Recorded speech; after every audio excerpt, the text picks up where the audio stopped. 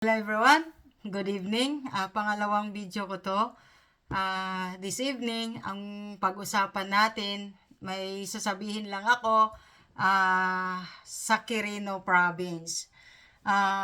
Last time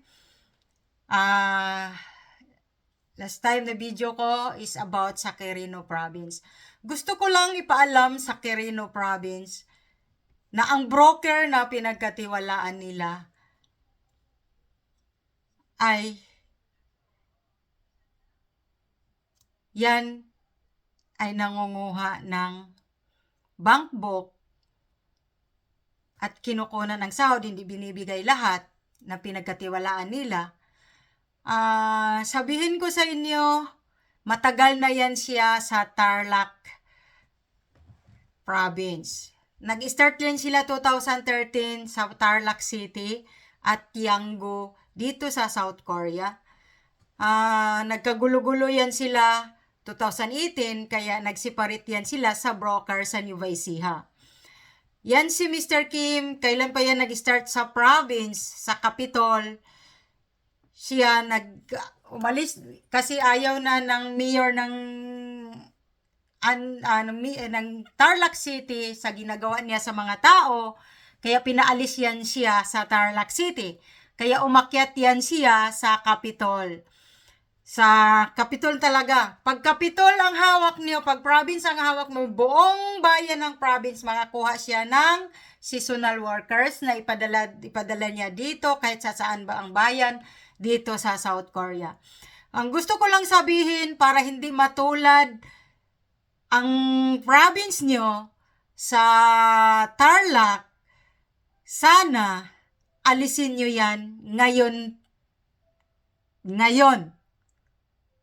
Before kayo magkabanban dito sa South Korea. Kasi darating din ang time na may mag-ingay dyan ng mga seasonal workers nyo. Kasi hindi naman lahat talaga ng mga Pilipino is tanga, duwag na magpaloko lang.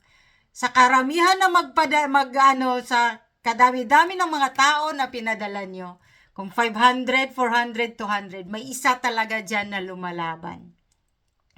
Kaya before yan maban, dapat alisin nyo yan si Mr. Kim, si Mr. Chang at si Jeannie at makipag-communicate kayo direct sa Jinan. Direct sa Jinan, makipag-communicate kayo kasi ayaw ng mga local government dito ng broker. Pero pag nandyan na, pinabayaan na lang yan nila. Bakit? Ayaw nila ng sakit ng ulo. Kaya ang kawawa ang mga Pilipino. Kahit alam nila na may broker, pinabayaan nila. Kahit alam nila nang kinukuha ang bank book ng mga Pilipino, pinabayaan lang yan ng mga public servant. Bakit ayaw nila ng sakit ng ulo? Kasi pag may broker, easy lang sila. Walang sakit ng ulo nila. Kasi ang broker ang nagmamanage. Hindi nila alam, ay alam nila din na kahit ang sahod, ang broker din ang nagmamanage. Hindi mahawakan sa mga Pilipino.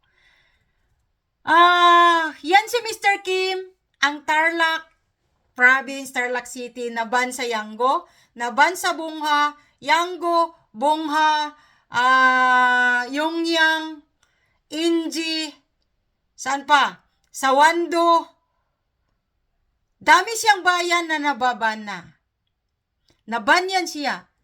Pero, kumikita pa rin siya. Bakit? Palipat-lipat kasi siya ng ibang bayan dito sa South Korea. Gamit ang Tarlac Province. Sa Tarlac talaga yan siya. At Isabela. Sa Yanggo, napadala Isabela pero naban din yan. Pero bumalik siya sa Isabela. Ngayon, pinadala niya sa laing bayan na naman. Ganon ang ginagawa niya. Patuloy siya kasi kahit nagkabanban na marami nang nabiktima, marami nang hindi nakabalik. Kaya ang kawawa ang mga Filipino na umaasa na makabalik dito. Kaya, kayong mga taga-Quirino, kung ayaw niyong maniwala sa akin, kung katulad ng sinasabi ng Kabyaw na naninira sa social media, kung ayaw niyong maniwala sa akin, sana paniwalaan nyo ang mga tao nyo na pinadala nyo dito.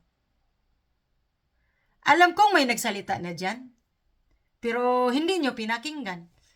At kung wala, alam ko, kasi grabe ang pananakot at blackmail na ginagawa ni Mr. Kim sa kanila.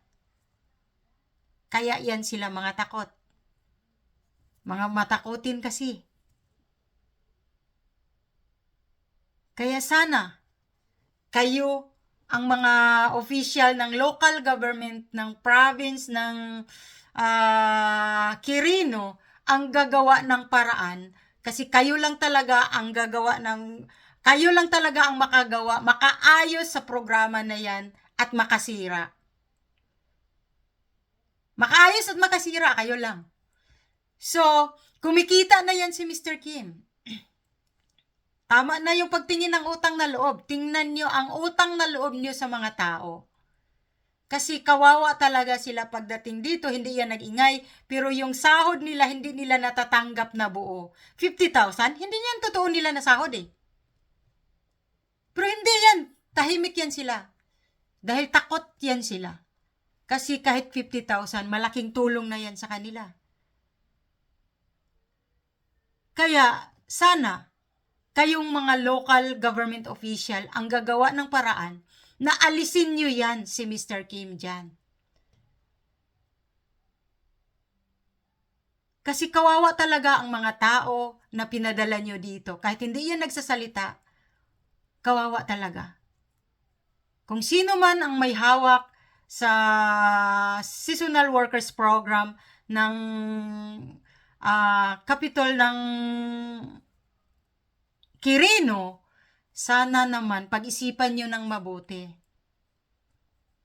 para walang problema ang mga Pilipino. Hindi sila kawawa pagdating dito. Kahit magtatrabaho sila, magpakahirap sila, mahirap naman talaga ang trabaho dito, pero sana naman matanggap nila buo ang sahod nila.